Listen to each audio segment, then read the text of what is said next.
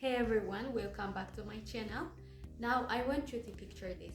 What if you could upgrade your memory instantly? What if you could edit out your disease from your DNA before you were even born? Or what if you get old and you didn't have to die, but just you can upload your mind to the computer? Sounds like a science fiction, right? Well, it's not. This world is called transhumanism and it's happening right now. For the longest time, our body, our mind, our consciousness has been considered as a gift. It was something we could heal, but we didn't fundamentally change it. But now with the technologies like genetic engineering and brain-computer interface, we are not just talking about treating illness, but we are talking about improving human conditions, even defeating disease. Here is a $1,000,000 question. What does all this mean for the concept of soul?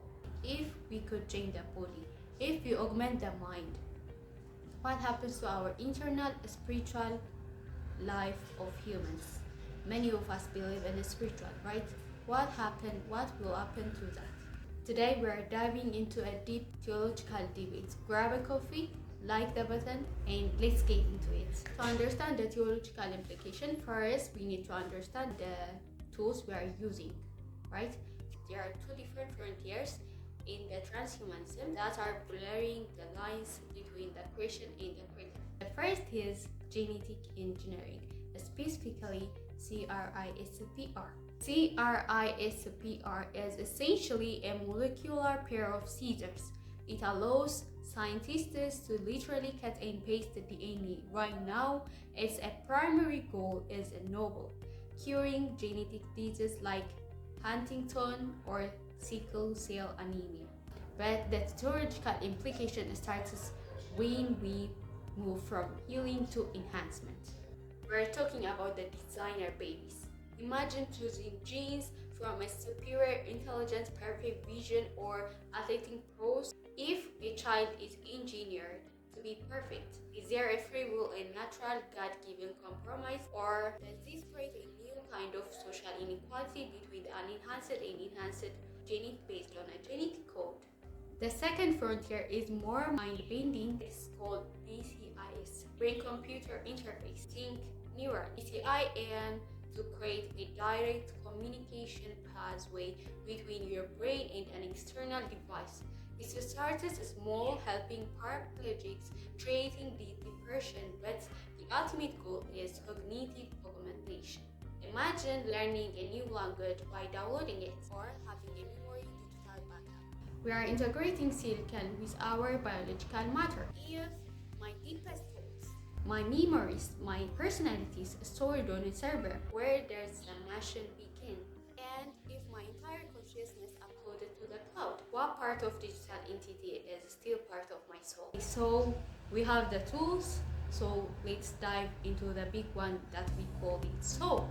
Most faiths, Christianity, Islam, Judaism, the soul is the divine eternal sense that gives us the conscious, the true personhood. The core theological theory is simple.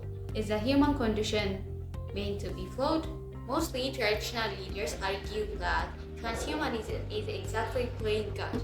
They argue that the body and the mind are sacred, intentional creation, right? When we try to be perfect ourselves outside the divine or natural form, we are rejecting the wisdom and design of the Creator. If we eliminate the suffering, do we actually eliminate the opportunity of grace? You have to answer that. Think of this way. Your body is beautiful.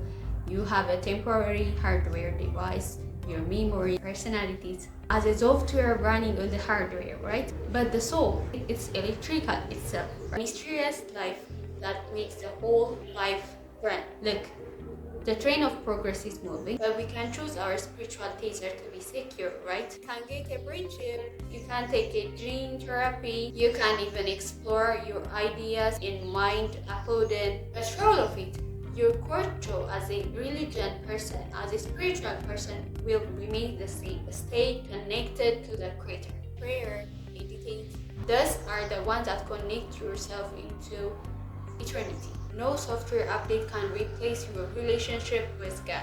So I want to hear from you. Let's have a great global conversation. If you could get a brain chip that doubles your intelligence, would you? Would you do that? Let me know in the comments below. I will read it and respond to all. If this video made you think about your spiritual faith, hit the like button. Thank you for watching. I'll see you in the next one. Stay blessed.